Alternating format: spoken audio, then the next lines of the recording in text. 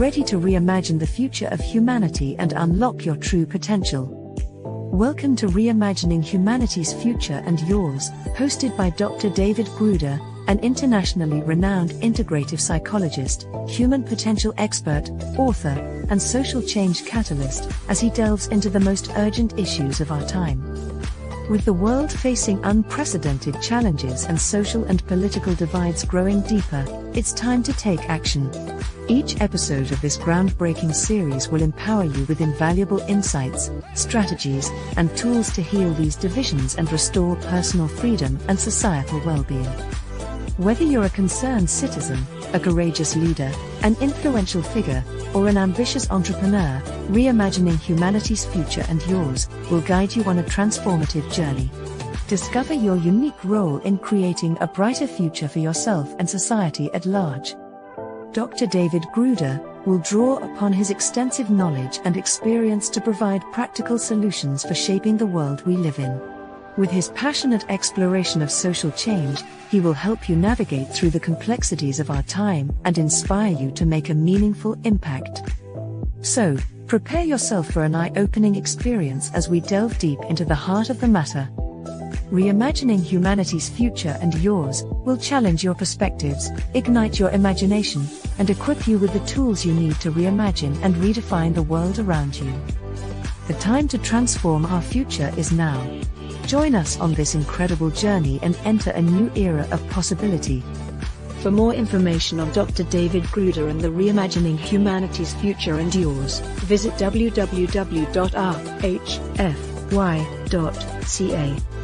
Welcome to Reimagining Humanity's Future and Yours, where together, we create a brighter tomorrow. Now, here is the host of Reimagining Humanity's Future and Yours, Dr. David Gruder.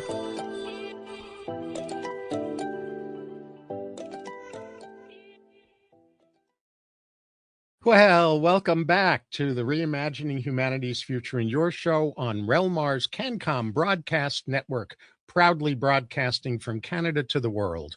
I'm your host, Dr. David Gruder, the futurist, polymath of human potential, bottleneck buster, and civilizational architect who equips leading-edge leaders, influencers, helping professionals, and you with vital resources that make it possible for humanity's most spiritually elevated future to at last emerge. The title of this episode is Reimagining Creativity Part 2, Walking Through the Doorway to Your Creative Life Force. Most people think creativity is limited to artists, musicians, writers, and so forth. But in truth, creativity is one of life's most primary organizing forces for all of us. In part one, we established how our relationship with beauty, imagination, and the creative life force profoundly shapes our nervous system, our consciousness, our well-being, and even our ability to navigate today's increasingly stressful world. In this episode, we'll get really concrete about why none of us can afford to be disconnected from our creativity and provide really practical ways to tap into your creativity in each part of your life, even if you haven't yet fully embraced your creativity or your capacity for that. My guest returning for part two is Laurie Morse. Laurie brings together worlds that are too often separated: art, healing, and consciousness. She's practiced Chinese medicine for 35 years, spent more than 20 years as a professional artist, and is the author of 3 books providing deeper perspectives on healing and transformation. Throughout her work, she has developed a profound understanding of the relationship between intention, creativity, energy, the nervous system, and our capacity to live from greater balance and wholeness. Her award-winning paintings, or at least some of them have already received awards, are far more than visual experiences. Through botanical symbolism, layered texture, intuitive mark-making, and what she calls visual alchemy, Laurie creates artwork that invites calm, deepens reflection, and connects us with the creative life force itself. As you know from part one, if you have already viewed or listened to that, Laurie also happens to be my wife, making this an especially meaningful conversation for you to eavesdrop on. I'm delighted to welcome you back once again to Reimagining Humanity's Future and Yours, honey. Thank you. It's great to be here. Mm-hmm. And In this first segment, Laurie and I will explore a question that almost everyone faces, whether they consider themselves creative or not. Why do so many of us feel disconnected from inspiration, beauty, and aliveness in our daily lives? And so, you know, well, let's do this, Laurie. Before we jump into things like standards of beauty and the other things we're going to be talking about, would you like to recap what we covered in part one that laid the foundation for what we're about to cover in part two? Yeah, sure. I can make it sort of short and sweet. We talked about how most of our souls are undernourished, and our souls, the medicine for our souls is image, color, beauty, that kind of thing. And we don't give ourselves permission to actually engage in that as often as we should. And the reason it's important is because it's the bridge between our human self and our more sacred self.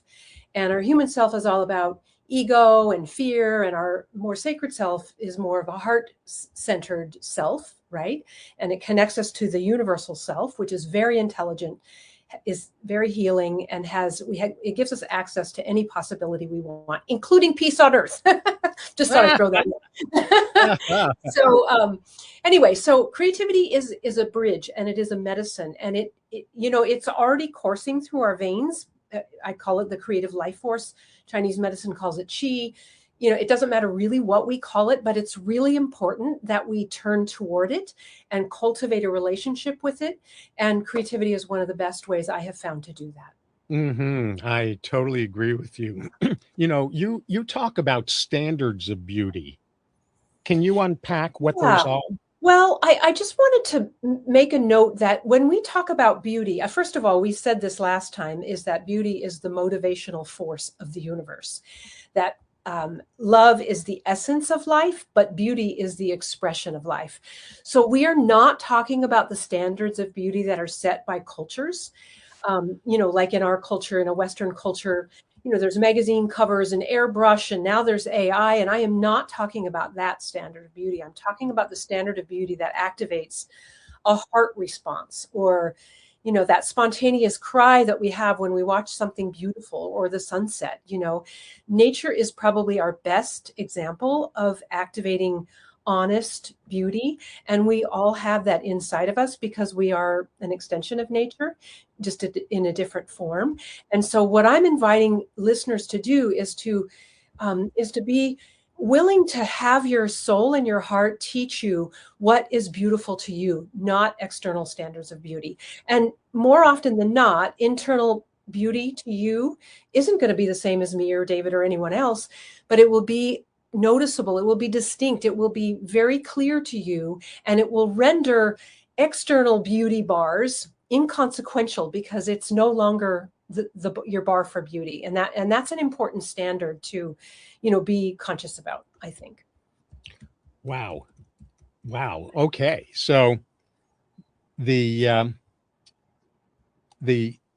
beauty is the motivational force of the universe. Love is the foundation of life. Beauty is the motivational force. And you're talking about beauty that activates a heart response, that's the activation or expression rather of life. Mm-hmm. And you're also making the point that because nature is our best example of beauty and we are an extension of nature, part of our responsibility is to allow our soul and our heart to teach us what beauty is for us so that we aren't imprisoned by external standards of beauty. Yeah. Good recap. Cool. So how does creativity help cultivate conscious awareness of our individual and universal connection to life and nature? Well, we said it earlier, when we're engaged intentionally in anything creative, and it doesn't have to even mean painting or sculpting. It can be a garden. It can be having a conversation with your teenager that matters, or your boss or your partner. It could be knitting, anything that, is a hands to material thing. I heard Jon Stewart say the other day that in the 90s, he was a bit out of control and lost. And and his mind was spinning all the time. I think a lot of people can relate to this today. And the only thing that settled him and brought him peace was woodworking, and he used these words. It was a hands to material thing that opened up a space for his mind to settle and for his heart and soul to come into alignment with peace. And I thought that was a beautiful way of describing how creativity can alter our energy. So I can't remember what your original question was. How creativity, because when we're engaged to it in a hand to material thing and we're purposeful about it, that is the creative life force. We can't not be in connection or be cultivating our relationship with our life force, with our higher self. Yeah.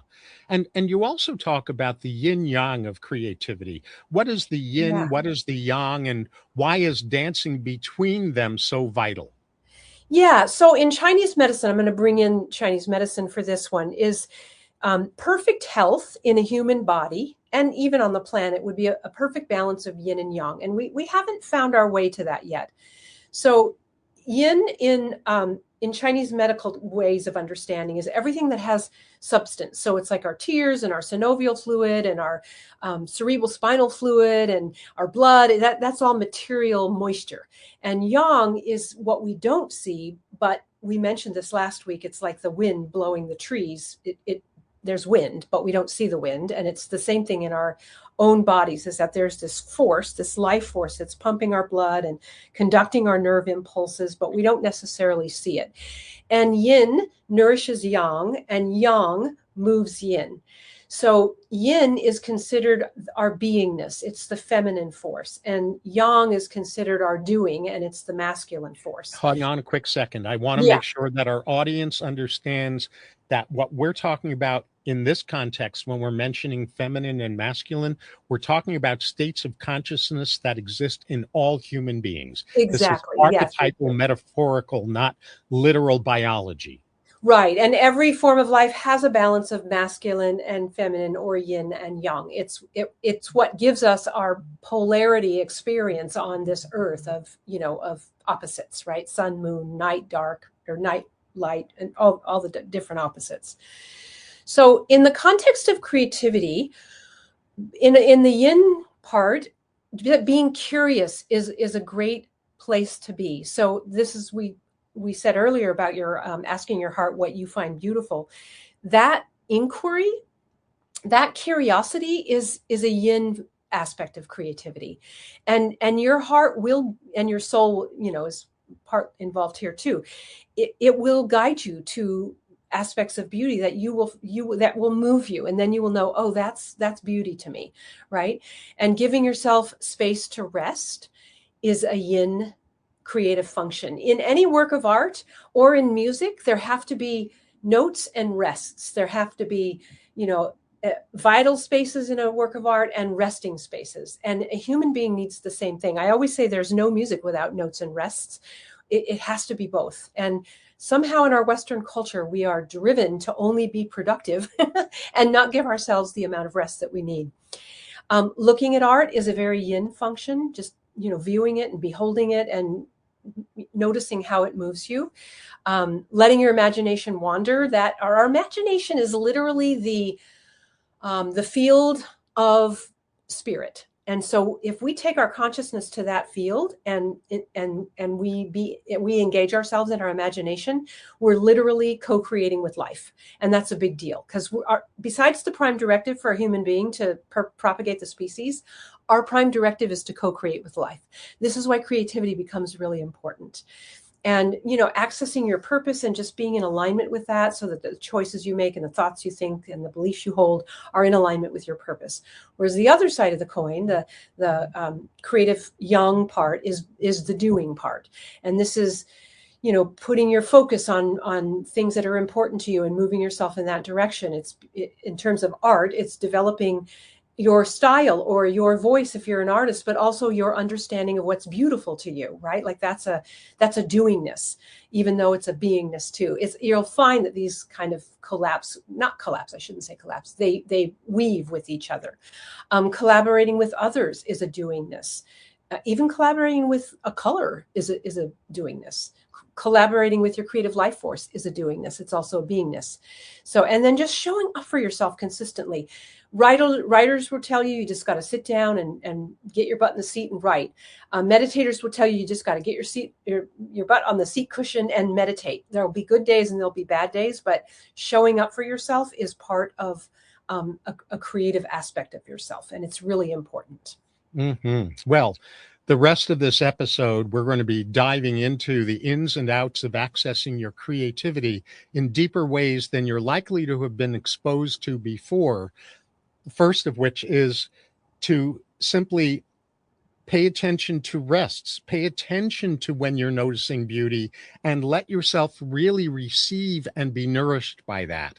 After a short break, my guest, creative consciousness guide Laurie Morse, and I will dig beneath the surface to expose more of tips around creative partnership, around embodying your creativity. I'm Dr. David Gruder. This is the Reimagining Humanity's Future in Your show on the CanCom Broadcast Network. And stay tuned because practical ways to access your creativity are on the way.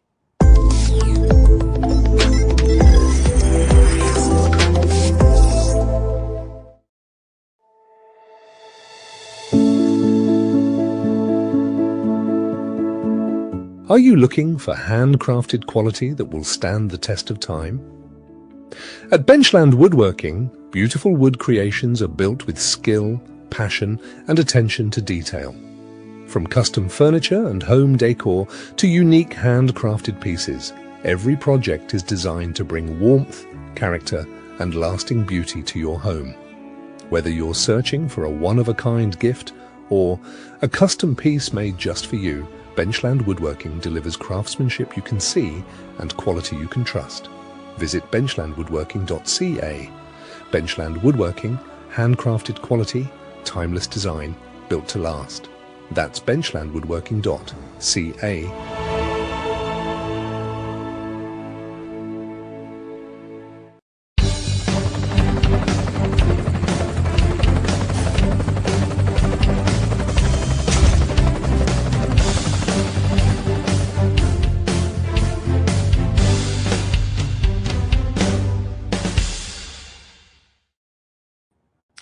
Welcome back. Before the break, my guest, creative life force philosopher and facilitator Laurie Morse, and I discussed the importance of that interplay between the notes and the rests, the yin and the yang. And in this segment, we're going to explore the impacts of creativity on how we can show up in all parts of our life. But where I want to continue from is this question: why is creativity our prime directive beyond propagation of our species, and why is co-creating with life so crucial? Yeah, well, I think we could just say it all in the co-creating with life. The purpose of incarnating into a physical form is to co-create with life, and so we didn't come here to tear the planet apart and be not good enough and be in turmoil. We came here to co-create with life. And there are, I think it's important for people to know, even though it's hard to see, we're going through a transitional phase between how it's been for a lot of centuries to an elevation of the experience of life. And not everyone can believe that. But it's for those of us who do know that, it's our job to hold that vision. And that's why building the creative muscle is important, because it opens up our ability as a human being to see that there are more options and more possibilities for us to live into. There was something I was just going to say here, and I lost my train of thought on it. I'll have to come back to it. But sure. Yeah, we're designed to influence and elevate all of life in beautiful ways. And that is not happening, on a large scale. So I think that the best muscle to build is our creative muscles, so that we can discover what it actually feels like in our body, because all of this has to happen in an embodied way. We can't be disconnected. We can't be only in our head. We have to be in our heart and in our body, and in our, all of our energy centers have to be open and connected. And that is what gives us the capacity to play and receive, I know what I was going to say, receive patterns of perfection, because they're already in the airwaves, they're in our cells, and we don't know what they are because we're too busy being distracted. And creativity causes a type of focus that gives us access to those patterns of perfection, to a blueprint for wholeness, not only for ourselves individually, but for all of life. Wow. Okay. And so, yes, we came here to co-create with life, not to ignore it, not to dominate it, not to destroy it. And Exactly. there are more options for us to live into with creativity than most of us realize. And elevating life in beautiful ways is essentially the prime directive, if you will. Yeah. And then you were also saying, and I think this really bears more detail, expressing our creative muscles requires embodiment, not just our head. Right. Because if we're not in embodiment, we can't really receive patterns of perfection and respond to patterns of perfection. And the doorway into that you mentioned into receiving is to stop busy being distracted. Exactly. And one of the quickest ways to access an embodied awareness is a breath. We always come back to a breath. I think we mentioned mindfulness last time. And if you're lost in your head and you're spinning and you're not even sure what next step to take, if you take a breath or two where you drop your awareness into your heart, or even deeper, like into your root center, or notice your feet, and, wiggle your toes a little bit so you can actually feel your feet, it pulls your awareness into your body. And there's a different capacity to receive and get access to the intelligence of life when we're in our body. Our mind will never let us have that. And that's the part of our humanity that is coming to a rebirth.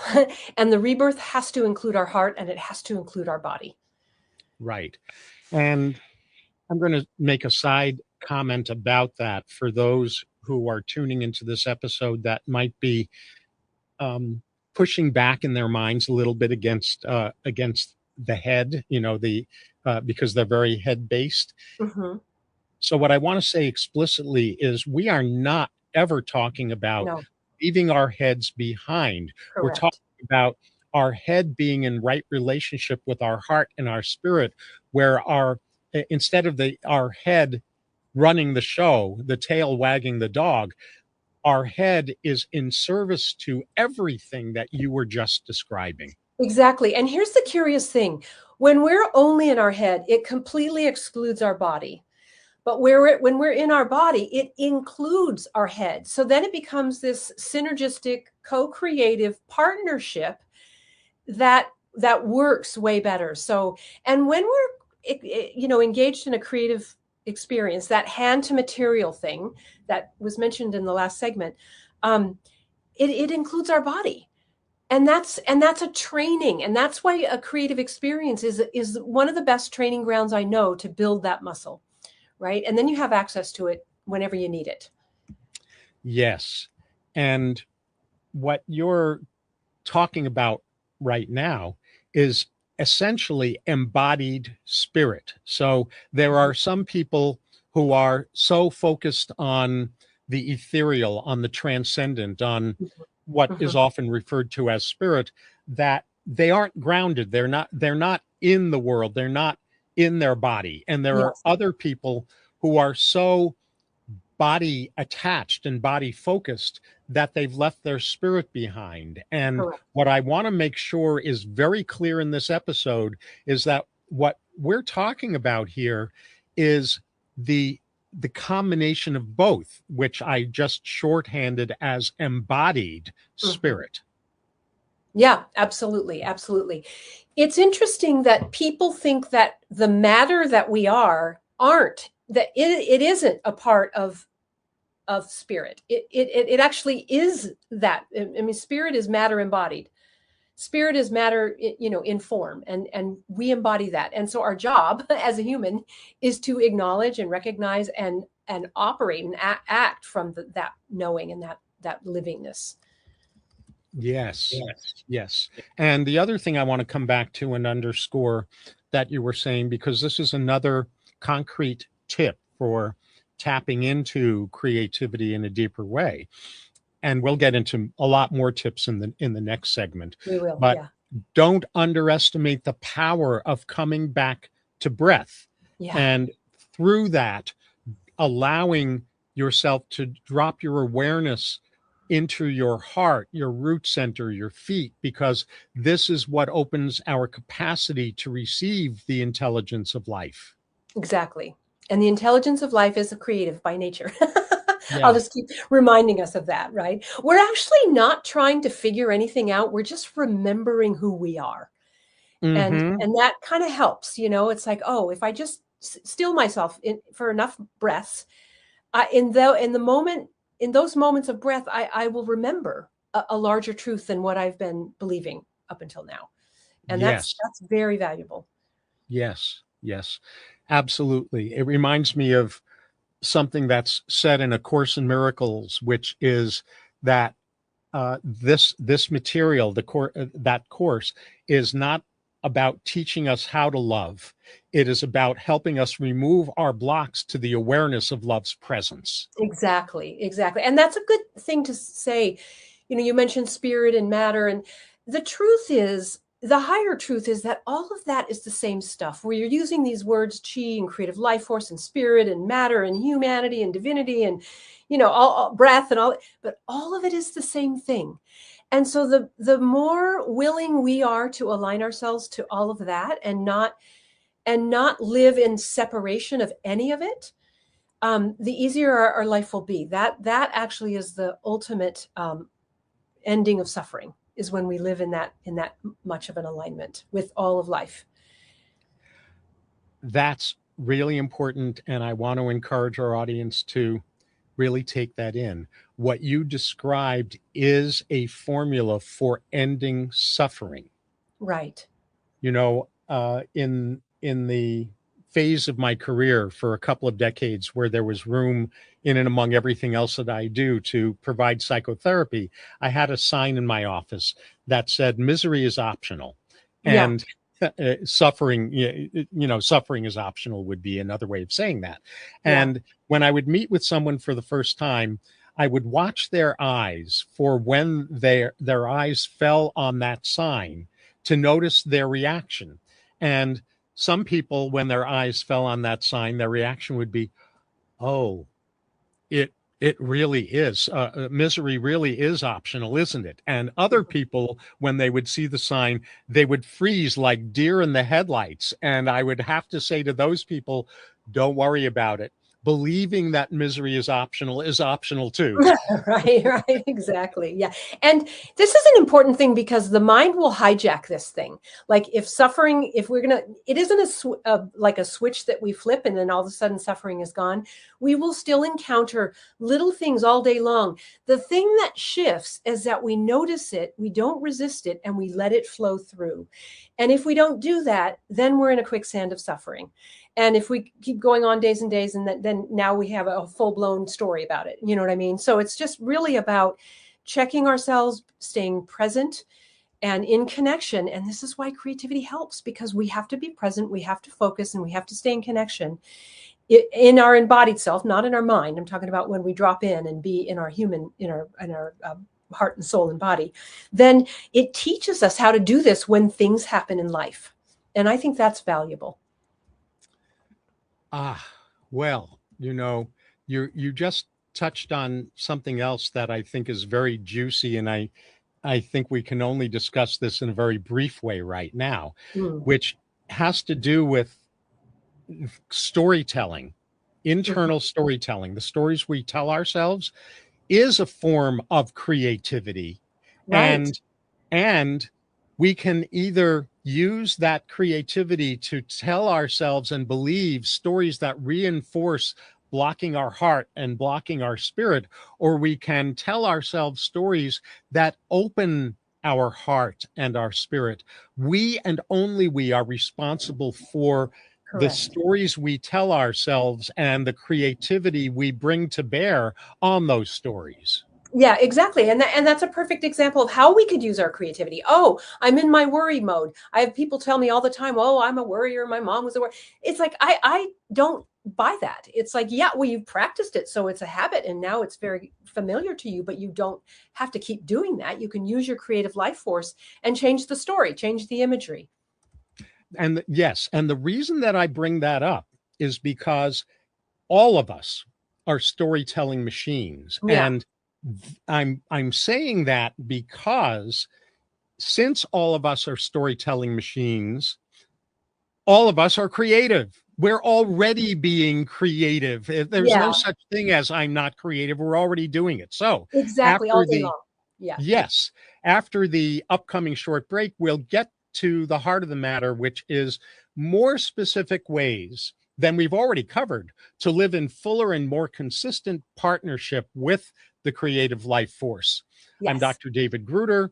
This is the Reimagining Humanity's Future and Yours show on the CanCom Broadcast Network, proudly broadcasting from Canada to the world. And stay right where you are, because we're about to drop a bunch of specific ways to tap into creativity in each part of your life.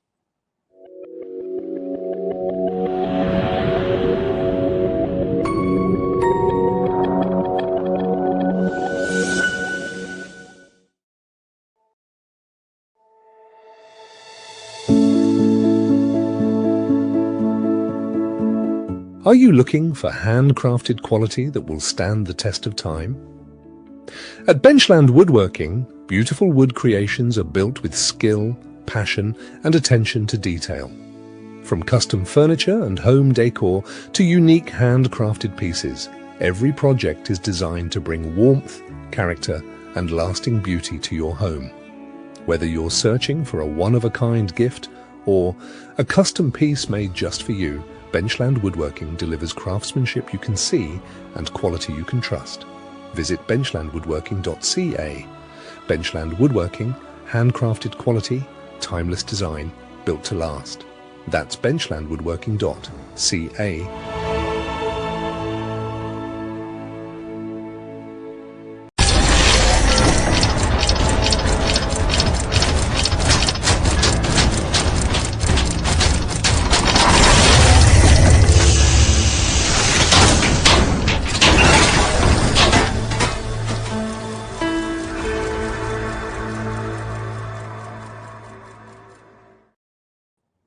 We're back. Before the break, creativity embodiment catalyst. I just invented another phrase for you. Endless.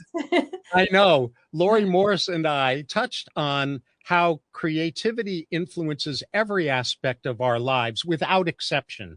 And as I mentioned in this segment, we'll provide even more specific tips for applying creative moments in all parts of your daily life. So, Laurie, what does a daily creative practice that turns beauty and discipline look like? And in other words, what are practical ways for us to become better at turning ordinary moments into creative ones in various parts of our lives? Yeah, perfect.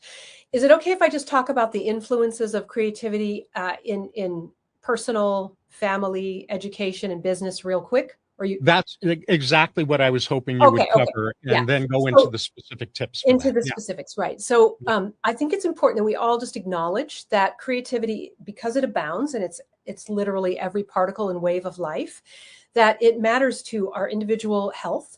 It matters to our family. It matters to our friends, you know, all the sphere that we have, that we influence.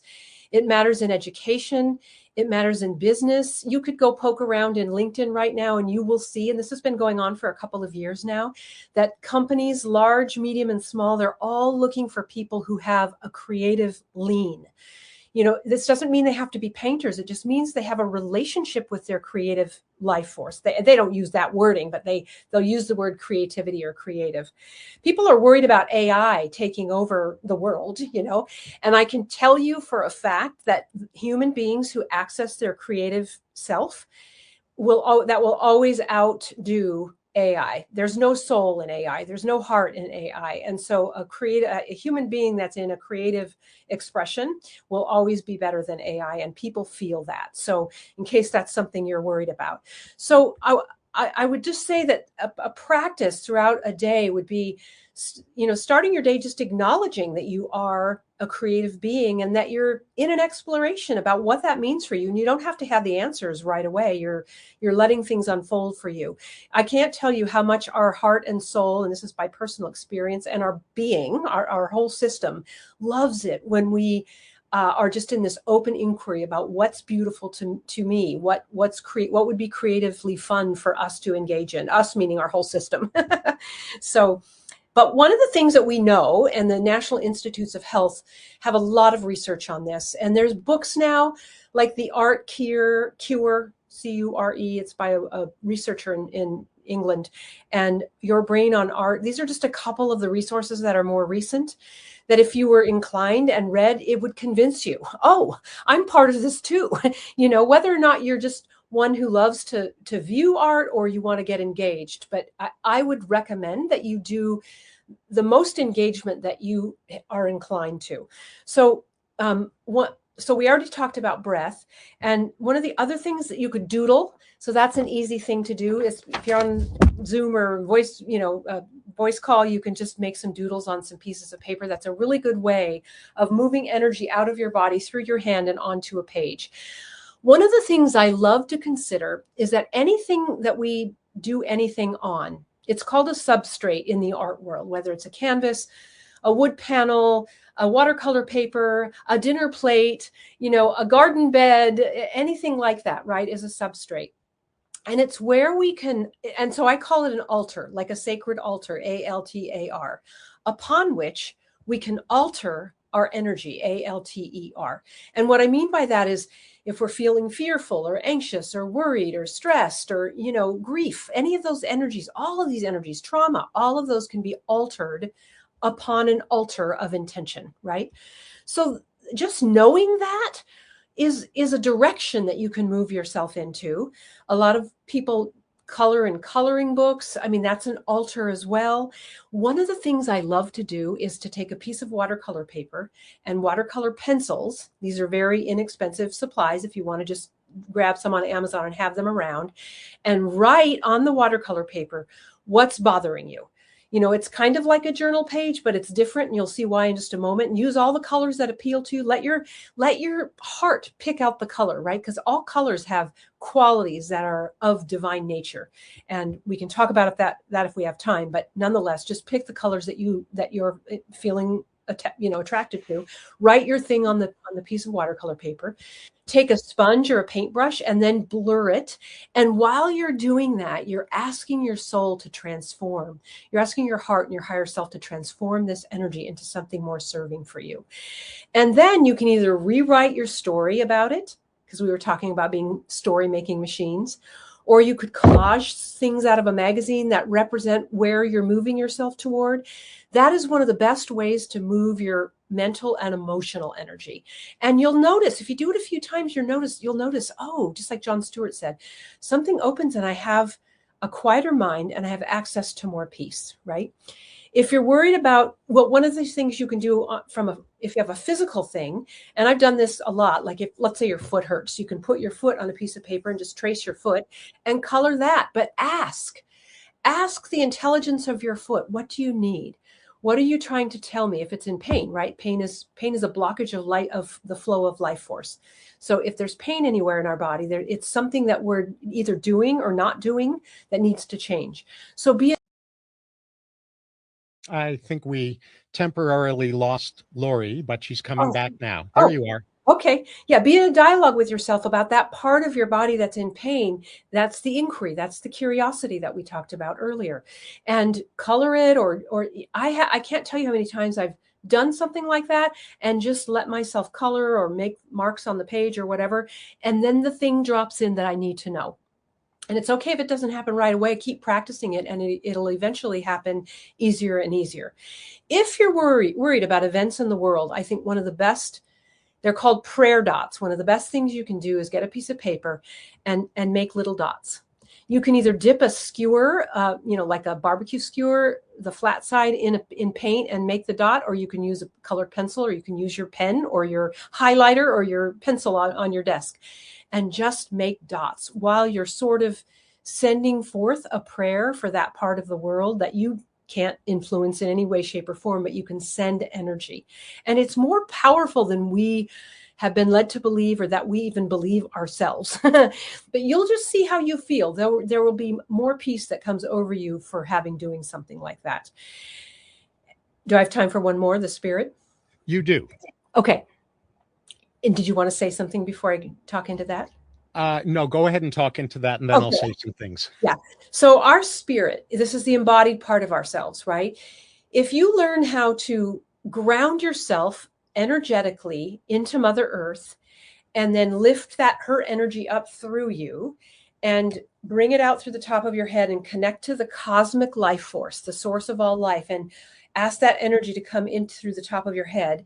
This may sound really woo-woo, but this is a thing. For thousands of years, we have known that we are the being between Earth and the cosmic realms. And this is why we're co-creative, because we're the conduit, the vessel, the energetic form, of a physical form that gets to do the creating on the planet.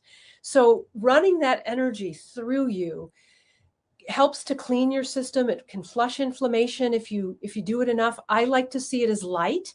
It just gives me something to focus on. If you imagine like a waterfall of light coming in through the top of your head and flushing down through the bottoms of your feet, and then letting Mother Earth's energy come up, and just do that for several breaths. I heard the other day that life is a concentration of light energy in the multiverse, right? So we are light, we're particles of light, and we just don't know it yet. We haven't remembered that yet, because when we do, we will start wielding that light for good. Well, you just laid mic drop after mic drop after mic drop. And so I'm going to try to do a little bit of encapsulation. Companies are looking for people who have access to their creativity. There is no question and no doubt about that. And what you also said about that I want to underscore is that having active access to creativity in the workplace makes you uncancelable by AI. Good point. Yeah. Right. And that was your point, and I'm just underscoring it. I will share another example about that. In Singapore, a couple of decades ago now, the school system had created a problem in the workplace. And the problem was that the school system had been shifted so that it had not helped students activate and elevate their relationship with their creativity. And the workplace was suffering because of that. So maybe now around, between 20 and 25 years before we're broadcasting this episode, Singapore made a massive shift in its school system to bring creativity back into the education process. And businesses are deeply grateful for that shift. So that's another statement in support of bringing your creativity into the workplace.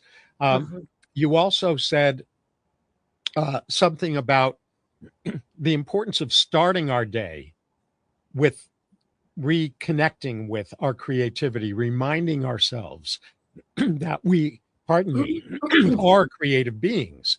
And if that's a hard thing for you to remember, then just use the reminder that we talked about in the last segment. Remember that because we are incessant inner story generators, that taking responsibility for that being true might be the kickstart, the starting place for making that morning reminder that we're creative beings credible, because there's no escaping that. And then doodling. I want to quickly comment on doodling.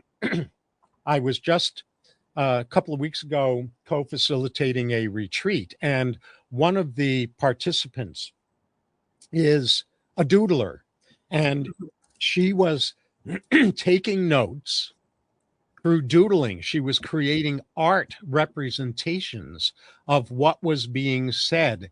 And yes, in her case, her art was really aesthetically pleasing, but that part didn't matter. What mattered was that she was engaging the creative side of her brain in absorbing the information, which made it deeper and more durable for her. And that's a perfect example of the balance of yin and yang. Yes, it is. It is. And then I also want to really emphasize the massive value of the exercise. I mean, all of your exercises, the watercolor writing and prayer dots. I mean, they're all gems.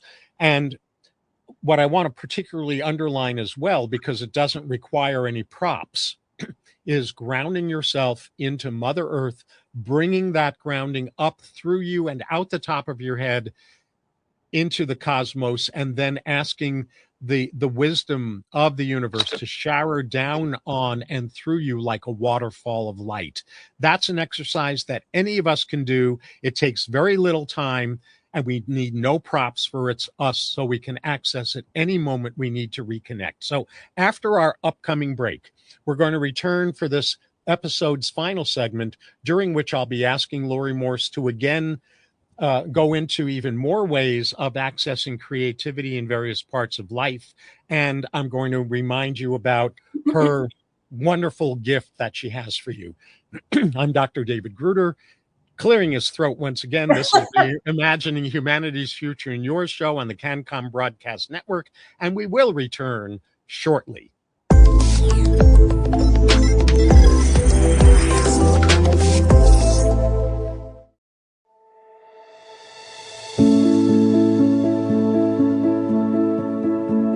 Are you looking for handcrafted quality that will stand the test of time? At Benchland Woodworking, beautiful wood creations are built with skill, passion, and attention to detail. From custom furniture and home decor to unique handcrafted pieces, every project is designed to bring warmth, character, and lasting beauty to your home. Whether you're searching for a one-of-a-kind gift or a custom piece made just for you, Benchland Woodworking delivers craftsmanship you can see and quality you can trust. Visit benchlandwoodworking.ca. Benchland Woodworking, handcrafted quality, timeless design, built to last. That's benchlandwoodworking.ca.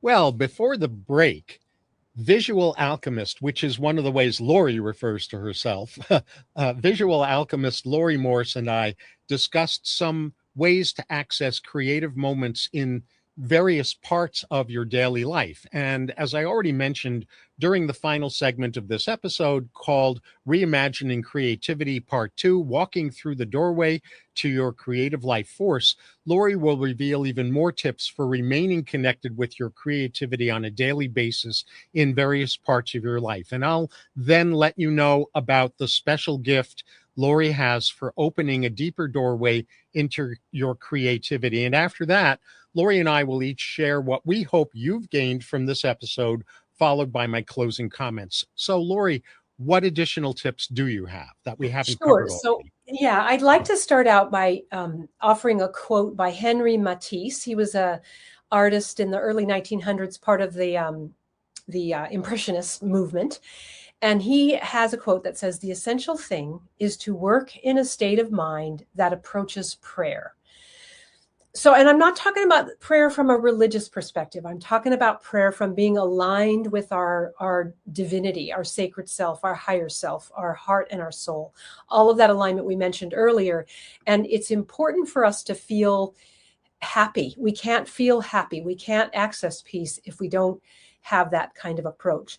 So to make it simple, and by the way, when David mentioned, if you don't remember when you get up in the morning to remind yourself that you're a creative being, put a sticky note on your bathroom mirror. I can't tell you how many years I've been putting sticky notes in places to remind me, because when I say that I'm going to remember something, in the moment, it's very true. I can't imagine not remember it. And then 5 seconds later, it's gone. So if you know that to be the way it is for yourself, then drop yourself little notes so that you can remind yourself. And I think the most important thing is to give yourself some leeway and some permission to be clunky about exploring your creativity. It's a beginner's mind thing.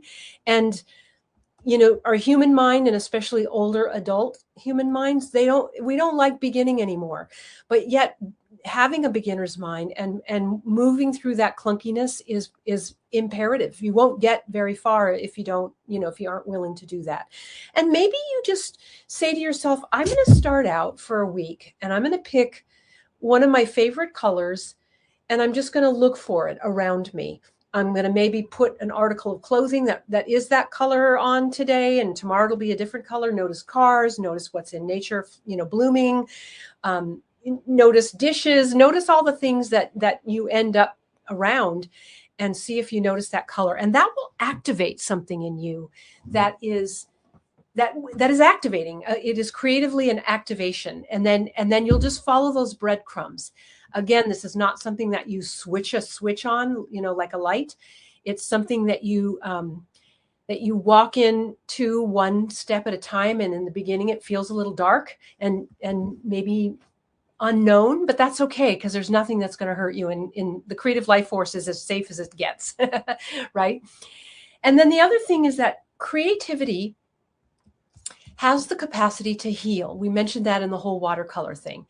So I would want for you to know that when you're intentionally engaging by being connected to your heart and your soul, and having the intention that you're creating whatever you're doing, it might be a dinner, it might be a setting the table, it might be, designing your living room with different color pillows, or, anything like that. Or maybe you're just looking at art because that's something that you enjoy.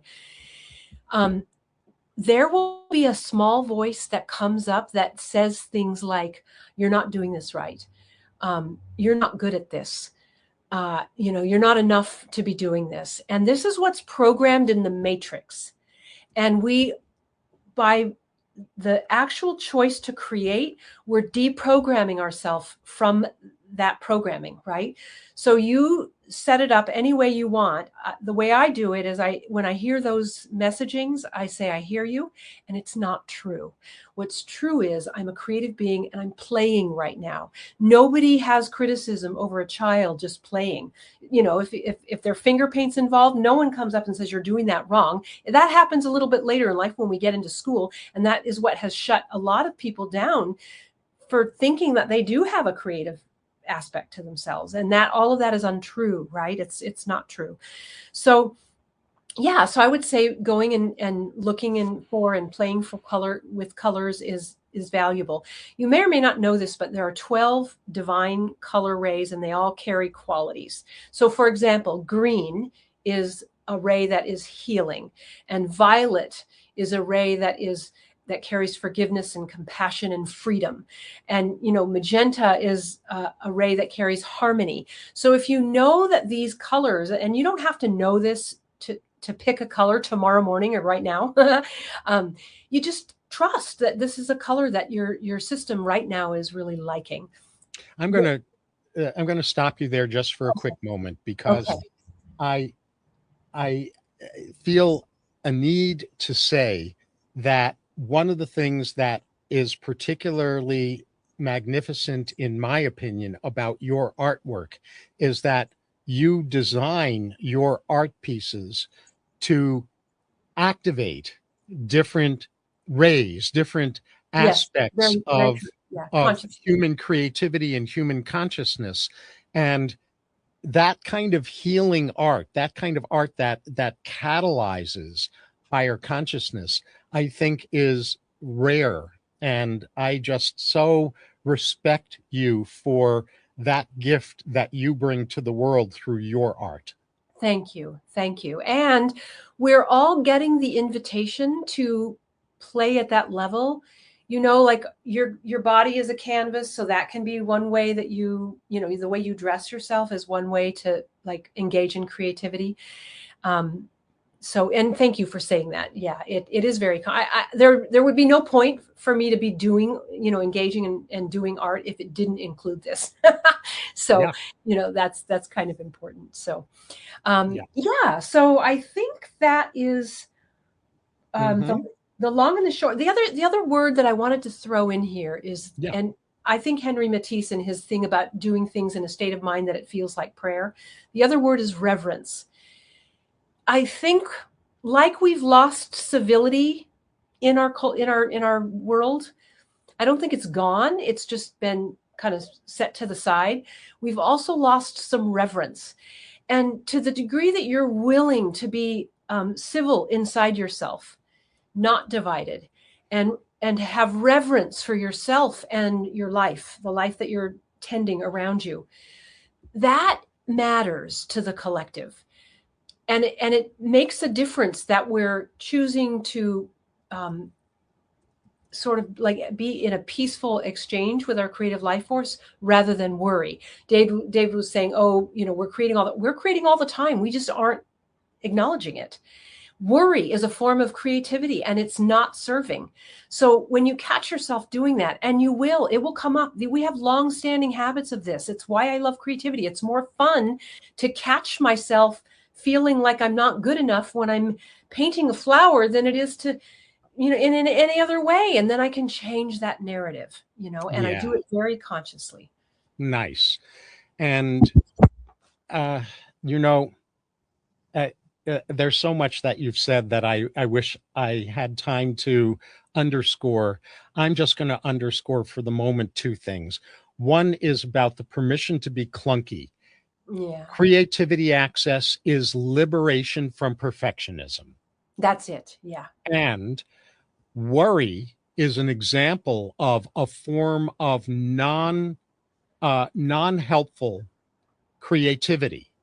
So starting to learn how to recognize moments when you're unintentionally channeling your creativity in non-serving ways, like negativity as an example, is a really crucial bridge into accessing your creativity for more serving ways. Yeah. And so I need to move on into our next portion Okay. of this segment. Okay. Throughout our conversation in this episode, we've explored why one of our prime directives is consciously cultivating our creativity from moment to moment, and why that's so important. And I now want to remind you again, as I did in the first part of this two-part episode, about the exquisite gift Laurie Laurie is providing. I'm getting choked up. Laurie is providing to you to help you tap into your creativity more deeply and consistently. A complimentary collection of 5 digital works designed as daily touchstones for cultivating greater peace, beauty, and nervous system regulation. Rather than simply admiring them as beautiful works of art, which they also are, she'll provide you with ways to use them as part of simple daily practices that train your awareness toward greater calm, resilience, and wholeness. You can access your complimentary collection through this forwarder link, thecess.com/art, THECESS for the Center for Enlightened Self-Sovereignty.com/art, A-R-T. So, Laurie, in a short, non-run-on sentence, because that's all we've got time for, what's the big takeaway you hope our audience received from this part 2 of this 2-part series? Yeah, I think the biggest one is that it matters that you access your creative self, whether it's to view and appreciate or to engage in, and let that grow over the span of your life, and realize that it's a bridge so that you bring your humanity and your divinity closer and closer together for ongoing alignment. Beautiful. And mine is that creativity is a cornerstone of elevated living in every part of life, that every behavior can be done through your creativity without exception. So make the creative life force one of your best friends that you remain in connection with each and every day. Mr. Rogers would say, creativity is your best friend.